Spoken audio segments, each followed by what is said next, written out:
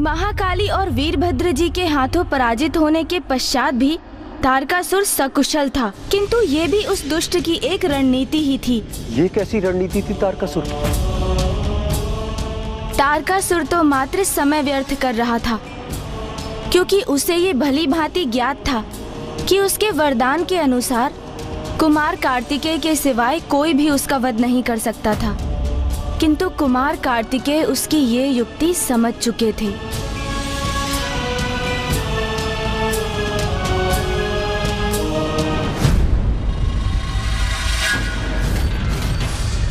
तुम तब तक कुशल हो जब तक तुम मेरे अतिरिक्त अन्य सभी से युद्ध करते रहोगे तारकासुर, और तुम्हारी ये चाल मैं समझ चुका हूं। किंतु अब इससे और अधिक लाभ नहीं होने वाला है तुम्हें, क्योंकि अब तुम मेरे साथ इस युद्ध को और अधिक नहीं टाल सकोगे। क्या तुम में से कोई ऐसा योद्धा नहीं जो मुझसे युद्ध कर सके?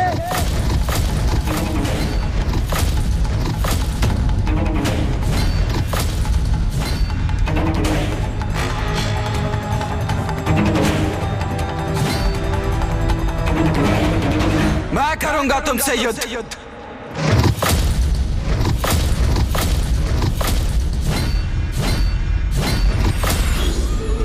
नहीं नहीं नहीं, कुमार कार्तिकेय कदापि नहीं। मैंने कहा ना, एक बालक से युद्ध करना ये तो मेरे भी धर्म के विरुद्ध है। कदापि नहीं। मुझे बालक पुकार रहे हो ना तुम? तो एक बालक की इच्छा पूर्ति के लिए क्रीड़ा मानकर ही मुझसे युद्ध क्यों नहीं कर लेते तुम? युद्ध बालकों की क्रीड़ा नहीं कुमार कार्तिकेय। अरे कहीं भूलवश मैंने तुम्हारा वध कर दिया तो बाल हत्या का पाप लगेगा मुझे। ना ना ना ना ना ना, ऐसा भूल नहीं करना मुझे ना। अच्छा, अभी कल ही तो तुमने मुझे चुनौती दी थी, मुझसे मेरा आत्मदाह करवाना चाहते थे ना तुम, और आज मेरा वध तुम्हारे लिए पाप हो गया। और वैसे भी तुम असुर पाप और पुण्य की चिंता कब से करने लग गए? उचित कहा तारकासुर, युद्ध क्रीड़ा नहीं होती है, किंतु समय व्यर्थ करके क्रीड़ा ही तो कर रहे हो तुम। क्या कहा था तुमने कि मेरे अतिरिक्त किसी भी योद्धा से युद्ध करने के लिए सज्ज हो ना तुम?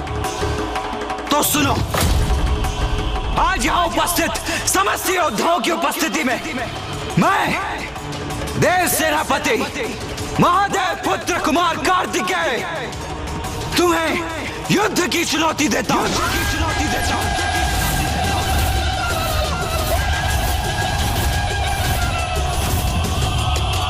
तारकासुर, आओ युद्ध करो मुझसे।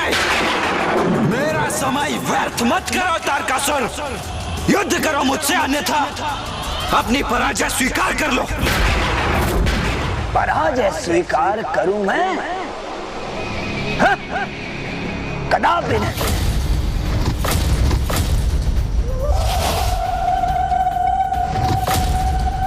युद्ध चाहते हो ना तुम? उचित है, तो अब यह युद्ध तुम्हारा अंतिम युद्ध होगा, और इसके लिए तैयार हो जाओ तुम कुमार कार्तिकेय।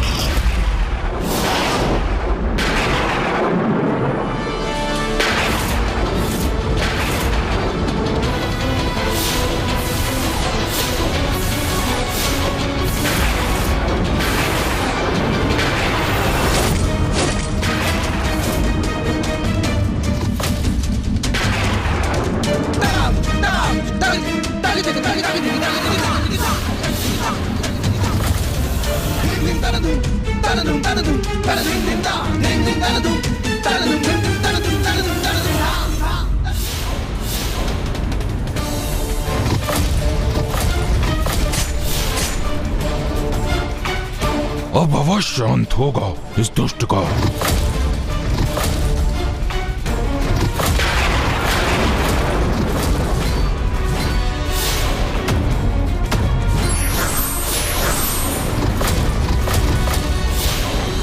ताड़कासुर को प्राप्त वरदान के कारण वो वीरभद्र जी और देवी महाकाली के आहत करने पर भी पुनः कुशल हो रहा था, किंतु ये बाण उसके काल का बाण है, कुमार कार्तिकेय का बाण है। इसके आघात के पश्चात ताड़कासुर इसके प्रहार से मुक्त नहीं हो पाएगा।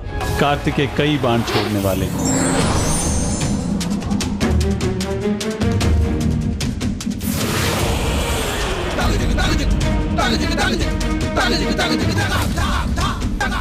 नहीं नहीं, मुझे आहत नहीं होना, मुझे अपनी रक्षा करनी चाहिए, यही उचित रहेगा।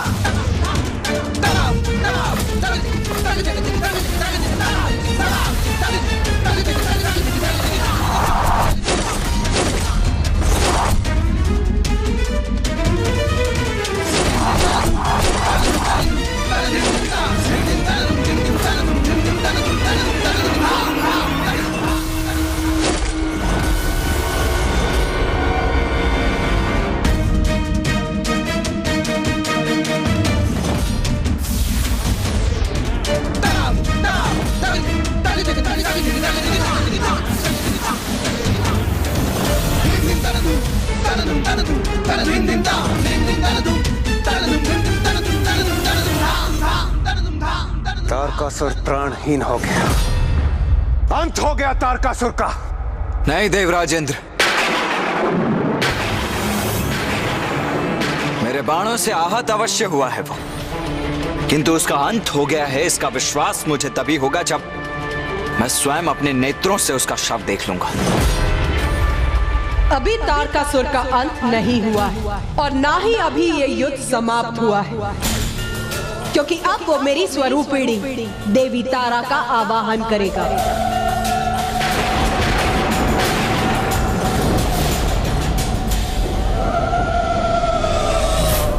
हाँ कुमार कार्तिकेय, वो अवश्य ऐसा करेगा। जहां तक मुझे ज्ञात है, तारकासुर जिस खाई में आहत होकर गिरा है, वहां माता तारा के विशेष मंदिर में माता की अति विशेष निषिद्ध पूजा होती है, जिसे यदि तारकासुर संपन्न कर सका तो उसे ऐसी अंधकारी शक्तियां प्राप्त होंगी जो उसे अत्यंत बलशाली एवं भयंकर तृत्य में परिवर्तित कर देगी। इस अत्यंत विकट निषिद्ध पूजा के परिणाम भी अत्यंत भीषण होते हैं।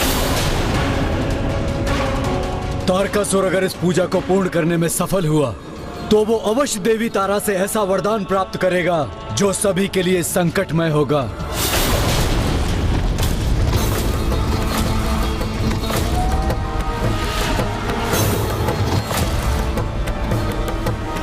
तो मैं उसे ये निषिद्ध पूजा कभी संपन्न नहीं करने दूंगा। कुमार कार्तिकेय, आपकी सहायता के लिए हम सब भी आपके साथ चलेंगे। नहीं,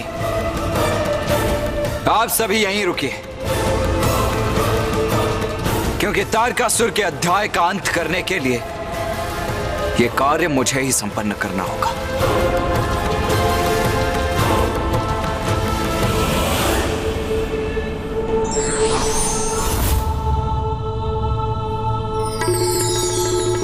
कुमार कार्तिकेय, आप सावधानी से वहां जाइएगा, क्योंकि तारकासुर ने उस खाई में अनेकों जाल बिछा रखे हैं।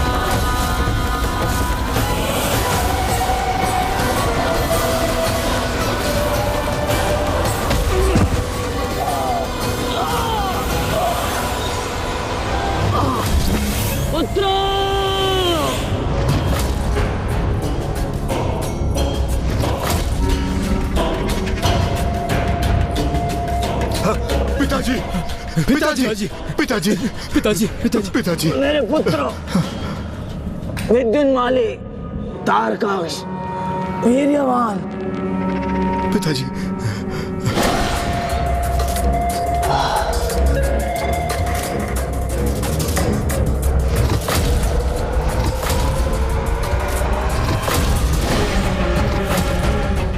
पिताजी, ये कैसी दुर्दशा कर दी उस कुमार कार्तिकेय ने आपकी। अब हमें अनुमति दीजिए कि जाकर उससे युद्ध करें और आपका प्रतिशोध लें। नहीं, कदापि नहीं। जीवित रहना है तुम्हें एक अत्यंत महत्वपूर्ण उत्तरदायित्व निभाना है। तुम सभी को कठोर तप कर वरदान प्राप्त करना है तुम्हें, जिससे तुम भी मेरे समान बलशाली बन सको। अब बताओ मुझे, मेरी पूजा का प्रबंध किया तुमने? हाँ पिताजी, पूजा का समस्त प्रबंध हो चुका है। उचित है, अब तुम सभी यहाँ से प्रस्थान करो, क्योंकि अब मैं अपनी पूजा आरंभ कर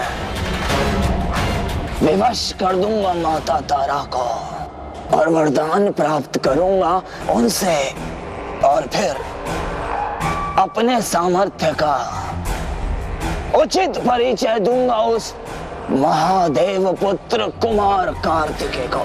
पिताजी, हम आपको इस अवस्था में देखकर अत्यंत विचलित हैं। अपनी सहायता के लिए हमें अनुमति दें। उचित है, तुम मेरी सहायता करना चाहते हो ना, तो बाधा उत्पन्न करो उस कुमार कार्तिकेय के मार्ग में। दूर रखो उसे मुझसे मेरी पूजा संपन्न होने तक। जो आज्ञा पिताजी।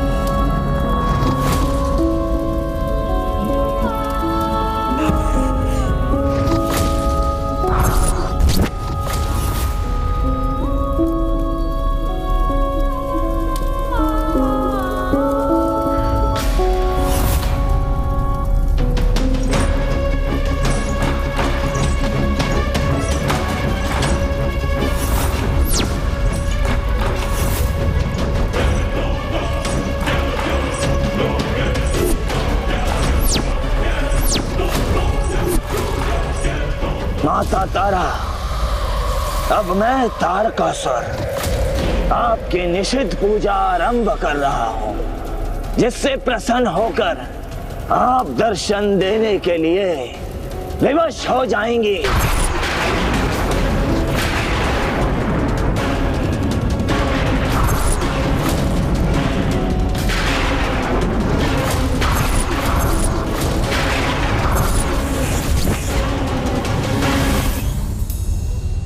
एक और तो पुत्र कार्तिकेय समय रहते तारकासुर की पूजा रोकने के लिए तत्पर है, तो वहीं दूसरी ओर तारकासुर अवैदिक वाम मंत्रों के प्रयोग से मेरी स्वरूपिणी देवी तारा का आवाहन करने के लिए आतुर है। एक पुत्र सन्मार्ग पर तो दूसरा कुमार्ग पर। हाँ नाथ, क्योंकि वाम पूजा के विधान के अनुसार इस पूजा के माध्यम से भक्त ईश्वर को विवश कर उनसे वरदान प्राप्त करता है, किंतु उसे इसका ध्यान नहीं रहता कि ईश्वर की अनिच्छा से जो भी होगा उसका परिणाम कभी सुखद नहीं होगा। किंतु मैं जगत जननी हूं, अच्छा हो अथवा बुरा, तारकासुर भी मेरा ही पुत्र है, और यदि उसका आवाहन चरम पर पहुंचा तो तो देवी तारा उसे दर्शन प्रदान करेगी।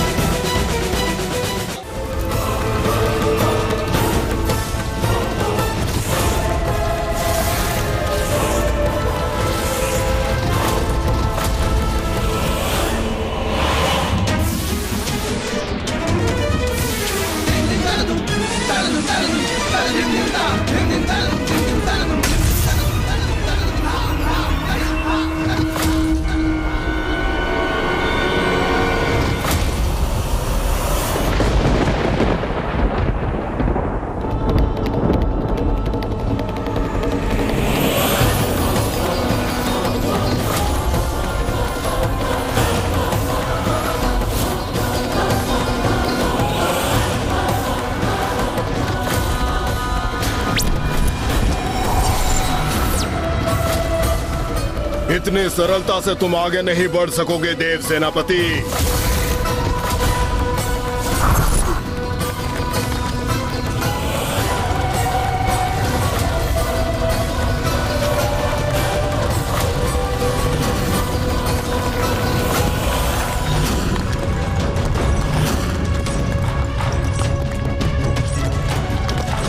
ये क्या हो रहा है? मेरे चारों ओर भूमि स्वतः ही कंपन कैसे कर रही है?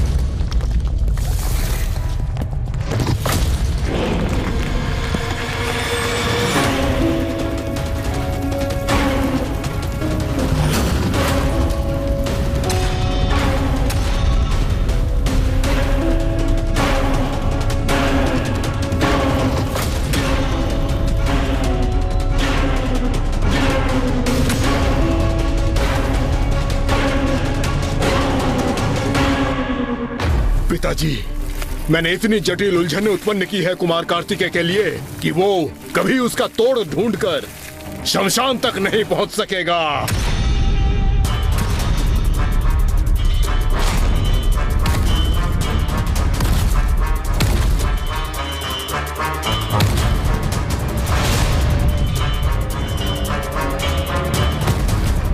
मुझे इस भटकाव को शीघ्र ही पार करना होगा, अन्यथा तारकासुर अपनी पूजा पूर्ण कर देगा।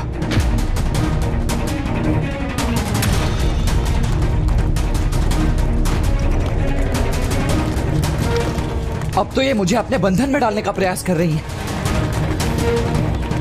किंतु मैं इनके बंधन में उलझूंगा नहीं।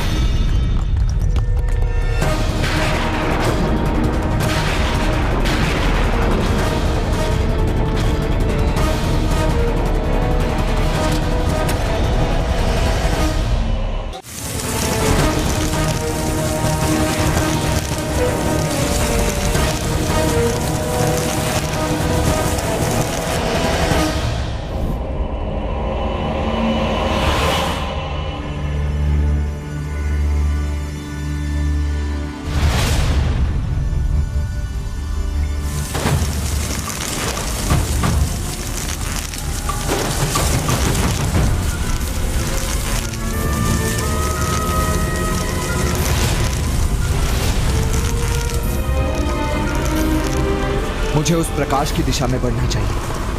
कदाचित यही द्वार है यहां से निकलने का।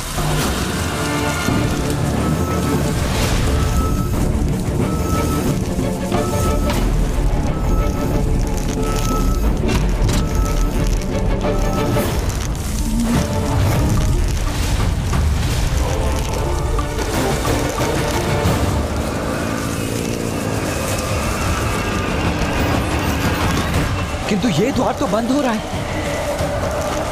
मुझे शीघ्रता करनी होगी।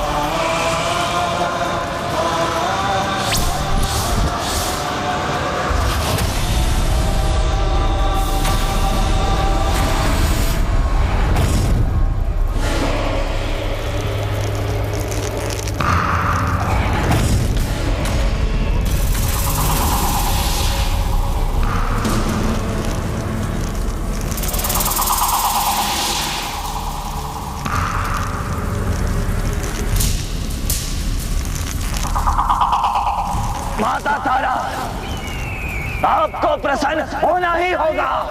मेरी पूजा से आपको प्रसन्न होना होगा। दर्शन दीजिए मुझे माता, दर्शन दीजिए मुझे।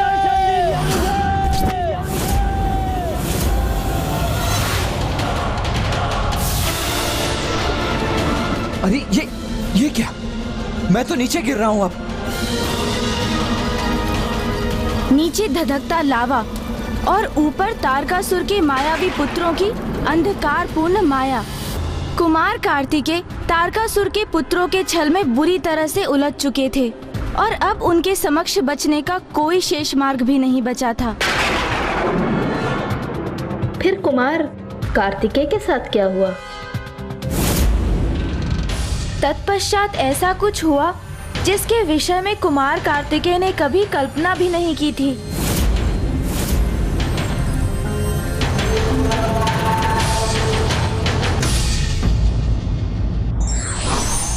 एक पाप कई पाप का कारण बनता है, इसलिए धर्म के मार्ग पर चलना ही सदैव उचित होता है।